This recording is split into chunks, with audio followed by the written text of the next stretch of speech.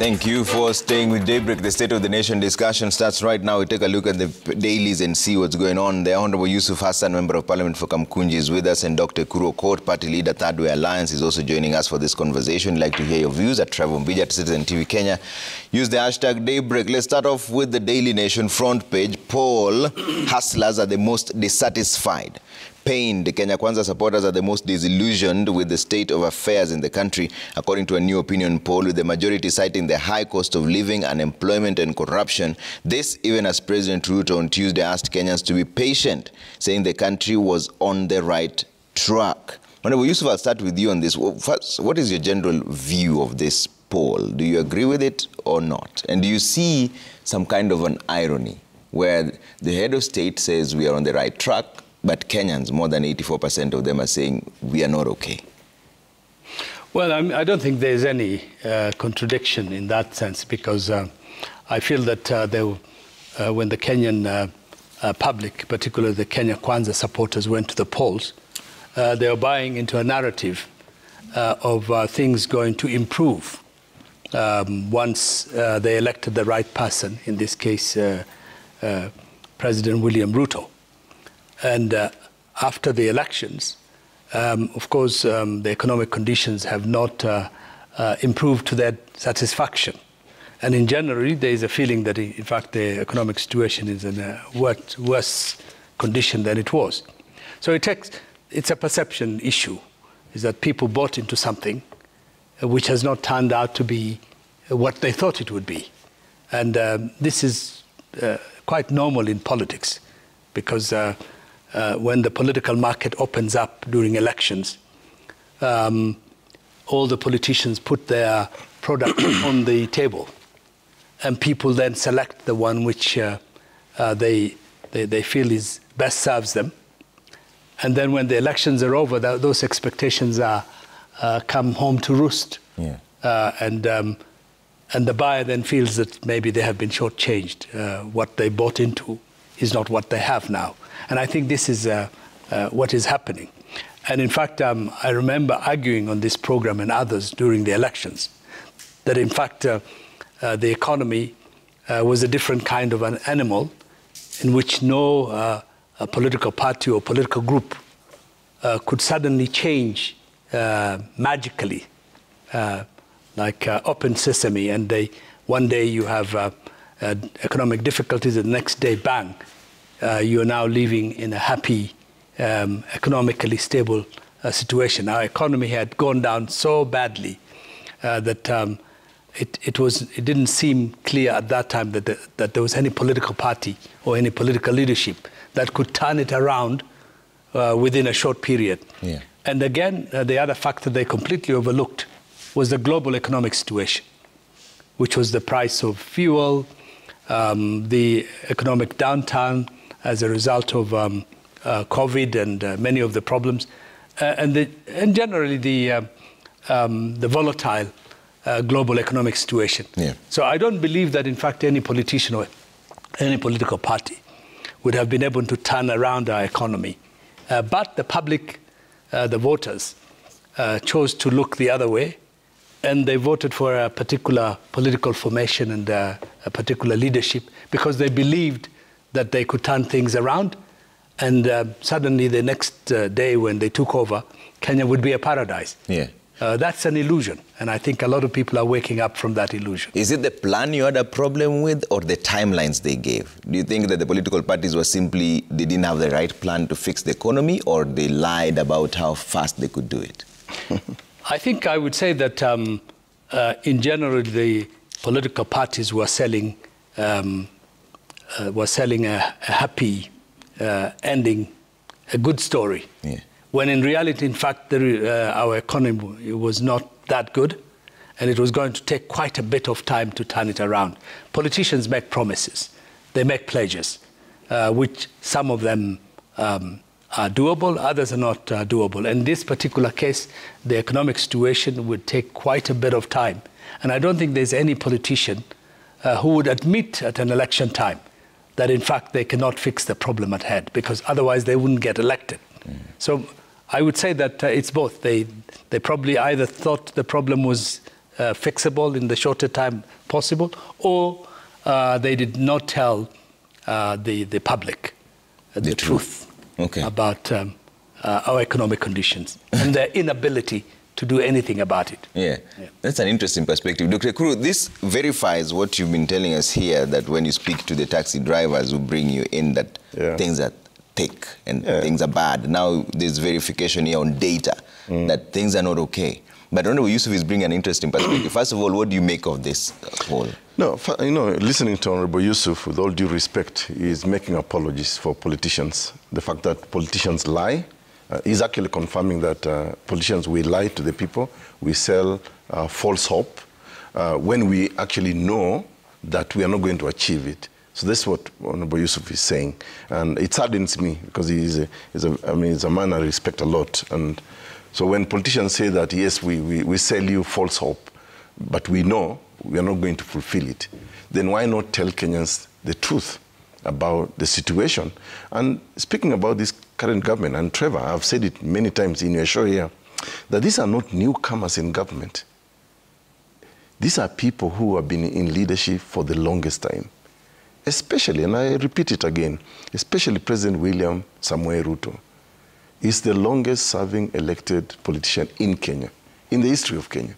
So when he tells people that I have a plan, I'm going to fix A, B, C, D, there is every reason to believe him, because he's been there as an activist before he was elected in 1997, and then thereafter as a member of parliament, cabinet secretary, minister, and all that. So I am happy that now the hustlers are seeing the reality that they were lied to. And one of my hopes going forward, and I hope in 2024, Kenyans will now open their eyes, is to begin to interrogate people who come to tell them, I want to lead you, I want to give you a good future. I hope we can go that way. Not to demonize the current government or whatever the case may be, but I hope Kenyans can now begin to interrogate, you know, who is actually telling us what. And also to begin to question, are politicians honest? I mean, why should we sell lies? Why can't we just be, and you know, it's a contradiction to me, because, I mean, I'm sure Honorable Yusuf here is a very good Muslim. So why can't we just be the religious people we are? We pretend to be in this, or shall I say we pretend to be religious? You know, we are almost like 90+% religious in this country. So why can't we live by our religious teachings, by our convictions? So why, when it comes to politics, we can make the excuse that Honorable Yusuf is saying that... I'm not making an... Yeah, I'll give you a chance to respond and clarify. Respond to that, because it's personalizing. Mwesh, you will. No, I'll give you a chance to clarify exactly what you said. But you said it yourself that, you know, you sell hope to people when people do not know exactly what is it that you intend to achieve. I want us to go back to our moral values and our beliefs as a people, as religious people. Why is it that during politics we cannot speak the truth? You know, or say, this is the situation you're seeing. But because today, Trevor, up to now, if I was in charge of this country, I would give you the real politic. This is the state of the economy. This is how much we owe the rest of the world. This is how we are going to repay it. These are the difficulties we see. Why are we not being told that? Even in the State of the Nation address, we are not told that. So you're forever deceiving Kenyans, lying to Kenyans, that the situation is okay when it's not. Okay. And I think for me, the political leadership in this country, and Honorable Yusuf, should come out clean. Okay. What is it that they are doing actually in Parliament? Because, for example, I mean, right now, the cost of living is a result of, for example, the Finance Act that they passed in Parliament. And we warned them. Some of the things that you guys are proposing in that Finance Act will hurt Kenyans. We, as a party, we did a memorandum. We cautioned against, for example, VAT on petroleum, because that will affect Kenyans. They never listened. Now you have Rigathi Gachagua, Deputy President, coming out to say, oh, if anybody has ideas, please help us. Then it's a confirmation. You never had ideas yourself. But even when we said, fix this, you don't listen. Okay. So I think this country needs a very honest conversation. Okay. And I hope Honorable Yusuf here can actually take lead in that. Okay, Honorable Yusuf, now you can clarify what you're saying. Yes, I think there is my good friend is simplifying and personalizing an issue, which is beyond individuals like me. I'm not an economist, nor is many of the politicians. Politicians are ordinary people who sell their ideas to the public. Whether they get it right or wrong, it's not a question of being prophetic that you would know what is going to happen tomorrow. But on the issue of economics, it has nothing to do with President William Ruto or even the leader of the opposition if he was elected into office. All the political parties had great manifestos in which they painted the kind of picture, economic picture or conditions in Kenya if they were elected. And I think any politician who goes into the political market would have a program and would have pledges. But it was very clear from the very beginning that there is a naivety on the Kenyan voter, that they believed that some of those promises that were made were going to happen the next day, exactly when government changes, regardless of the economic conditions in which we're in. So we should be realistic. You must have known in 2022 that our economic condition was so bad that it would not take a year or two to change it around, even if you had the right people to do it. So I think the first thing that we must admit is that even the public themselves believed in that illusion that they were being offered. They were not looking below or deeper into those issues. They bought what they were given. And politics all over the world works like that. There's no country where politicians don't make any pledges. And most of those pledges are rosy. And maybe that is the reason my brother has not been elected into office, because he has not presented any proposal that might be attractive to I've not presented any lies. It's not a question of lies. It's not a question of lies. You can put it in that way. I, for example, have a manifesto as a member of parliament.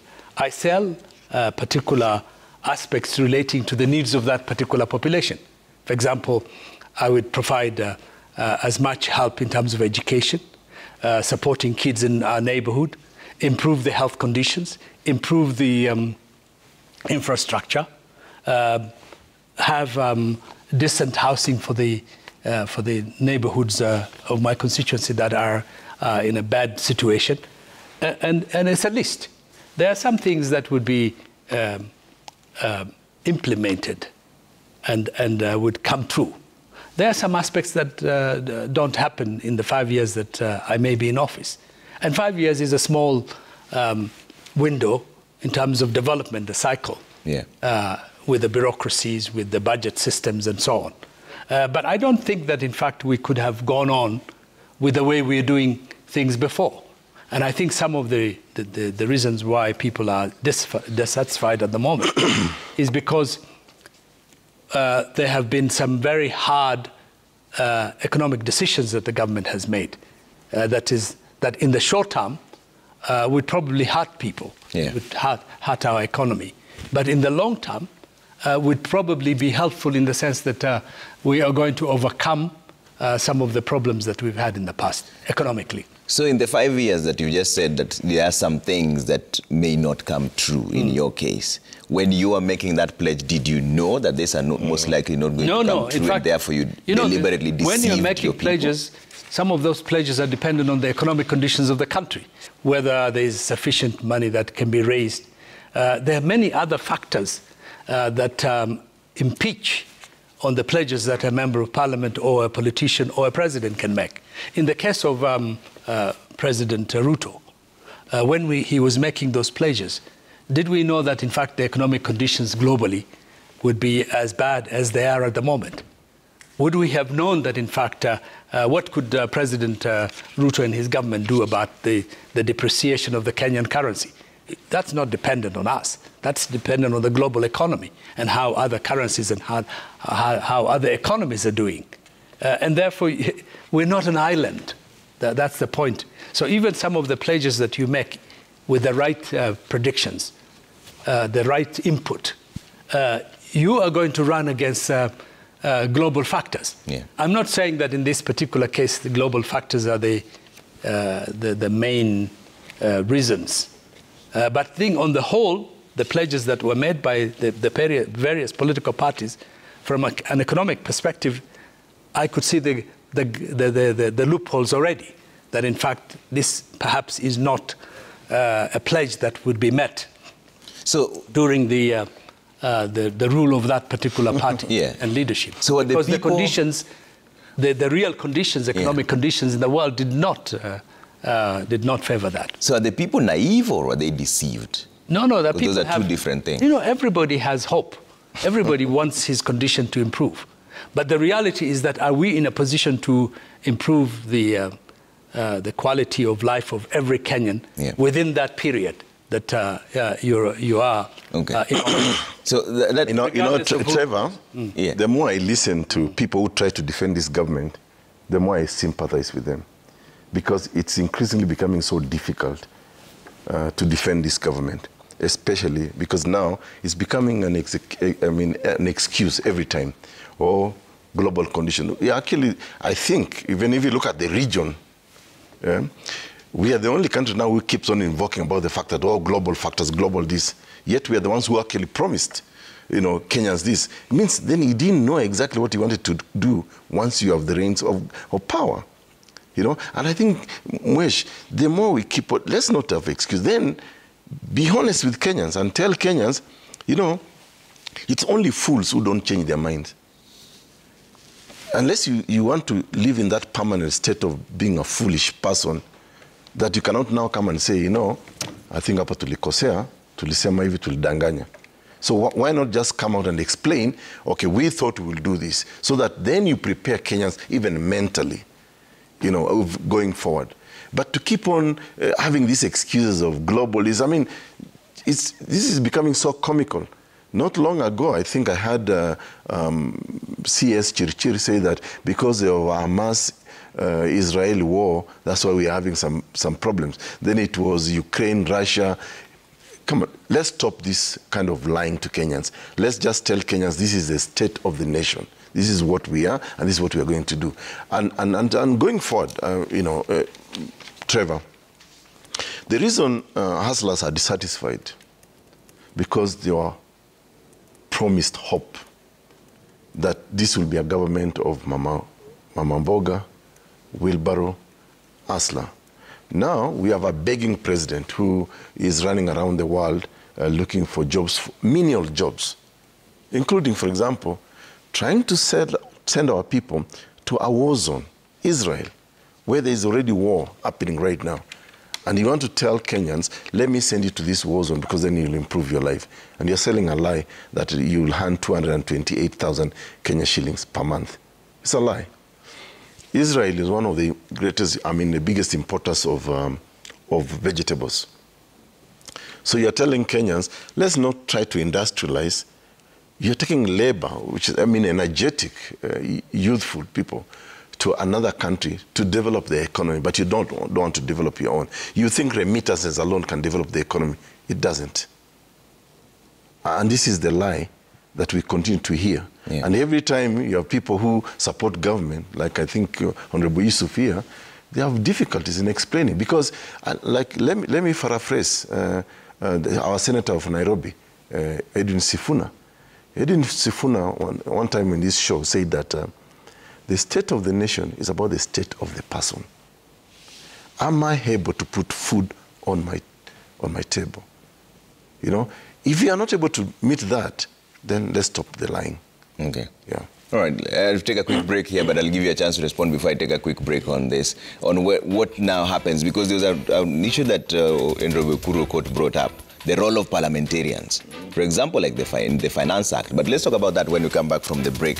Trevor Mbiji at Citizen TV Kenya, use the hashtag Daybreak. There's a lot of feedback coming through. We'll look at that in just a bit.